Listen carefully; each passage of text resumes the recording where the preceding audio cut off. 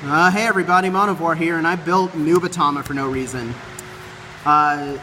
So it was a relatively cheap deck to get done, because you just needed 2 of the trial deck and then a few things from Demonic Advent. Right now I'm running double starters, so Stealth Dragon Maui.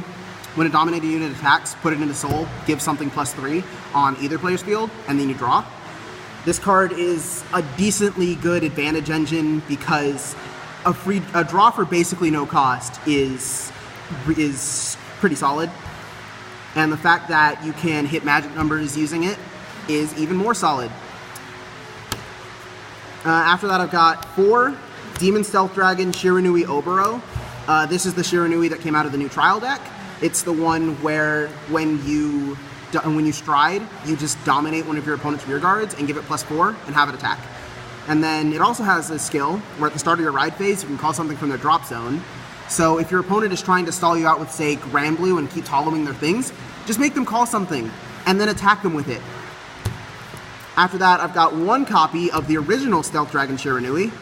I'm using the reprint from Demonic Advent just because it was cheaper.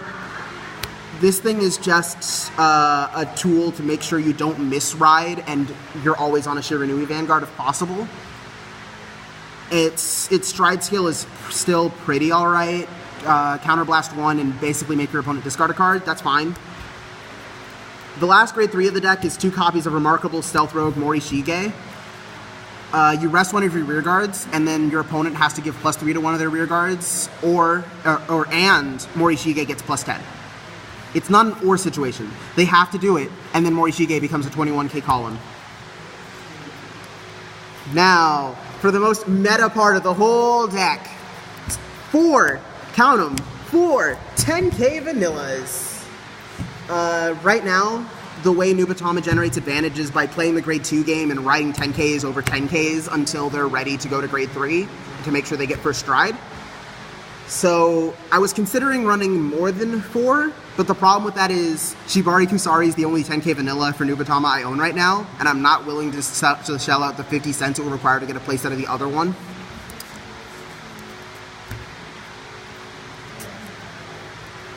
More trial deck cards, 3 Stealth Dragon Genkai. The only reason Genkai is at 3 is so that you'll see it. You're not really going to need to call 2 Genkais at once or anything like that. It's Counterblast 1, Soul Blast 1, and when a dominated unit attacks, he gets +2 and you get a draw. That's a really expensive cost, so you don't want to do it a whole lot, but typically you'll call a Genkai and do it once a game, maybe twice. After that, I've got 2 copies of Stealth Beast Uzuitachi. Uzuitachi says that when a dominated unit hits, you retire it, and your opponent discards 1. So it snipes cards out of your opponent's hand, even if they decide to just take the hit. Time for my super special spicy tech, right guys? Stealth Rogue of Night Fog, Miyabi. Miyabi is the Amber clone for Nubatama. When she's boosted, you counterblast 1, your opponent, you rip a card out of your opponent's hand and bind it till the end of the turn, and she gets +3.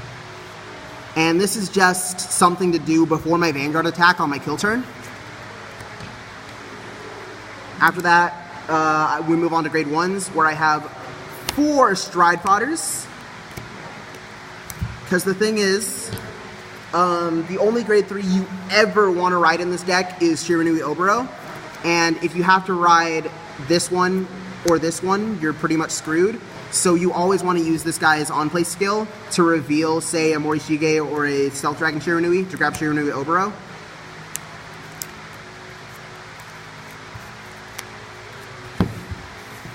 After that, we've got 4 copies of the new PG Stealth Dragon Utsuroi.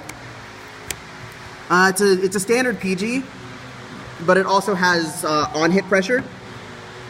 When it's in the drop zone and you have 2 copies of it in the drop, if your dominated unit hits, you put 1 on bottom deck and you put the other in your hand. After that, we've got 4 copies of Stealth Dragon Tenrei. The reason it's here is because there's just not many better grade 1s to run in Nubatama overall. while it's on the rear guard, your Shiranui Vanguard gets your opponent's Vanguard's name, clan, race, and nation, so that you can use skills that are locked behind, say, if you have a Shadow Paladin Vanguard, if you have a Vanguard with Luard in its name, anything like that. And it's just generally useful. Oh, I forgot to mention, if it boosts and the attack hits, then your opponent discards a card. 2 copies of Stealth Dragon Tengai. When a dominated unit attacks, you can countercharge at the end of your turn. 1 Tempest Stealth Rogue Fuki. Fuki's good because you can call him, Morishige can rest him, you can counterblast 1, put him into Soul, your opponent discards a card. That's it for the grade 1s. On to triggers. We got 4 heal. They would all be the Fighter's Collection heal, it's just that I haven't gotten around to getting 3 more of that yet. 4 copies of Hardworking Stealth Rogue Torasada, and 2 vanilla crits. So yeah, 6 crit because I want to have room for my 4 draw triggers and my 2 stand. Got 4 Almsgiving Stealth Rogue Jirokichi. He is the best Margal clone to ever be a Margal clone because you can put him into Soul and give your opponent's unit +3, thus allowing you to reach more magic numbers for dominating attacks. And the final 2 cards of the deck, the main deck, are Stealth Fiend Daruma Collapse, which is a stand trigger, and whenever you stand something with a card effect, you can retire him, give an entire column +2, and then draw a card. I would rather run the After Image stand trigger from the Tech Booster, the one where if you have less cards in your opponent and you place it, you put it back in deck, shuffle, and draw. But this is a fine replacement until I get those. On to the G-Zone. 4 Enma Stealth Dragon Magun Tenbu. Counterblast 1, flip a Magun Tenbu over in the G-Zone. Choose one of your opponent's units. It gets +3 for every card in your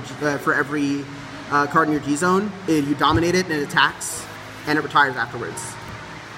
4 Enma Stealth Dragon King Goku Tenbu.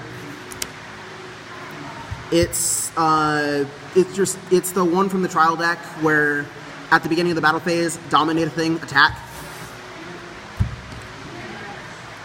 Rakudo Stealth Dragon Geihora Khan. Shut up, it's $50. Mugen Lords. Or until I get my Mugen Lords. 4 Abuda Taishi. On place on Guardian Circle. If you have less cards than your opponent, it gets +5 shield. 2 Rakudo Stealth Dragon Geihora Khan. On place, Counterblast 1, Soul Blast 1. And then you dominate one of your things in your opponent's back row and add it to the guard. Garbage. Okay, it's not total garbage, but it's a bad card in general. This is the Fighter's Collection G-Guard. You flip a G-Guard face up, and then your opponent has a choice. That is the worst thing about this card. Your opponent has a choice. They either discard a card or she gets +20k shield. So either you don't get hit or your opponent loses a card. And if your opponent loses a card, then you're just going to lose more cards from your hand, thus not generating any advantage whatsoever. But come G-BT12, which is next week actually, the major changes that will be happening are, of course, I'll find room for Shiranui Mukuro, and I will also be dumping some of these Shibari Kusaris for the new Stealth Beast Tamahagane. But with that, that was just a little deck I had fun building over the past couple weeks because it was super cheap and super fun to play. Mono, out.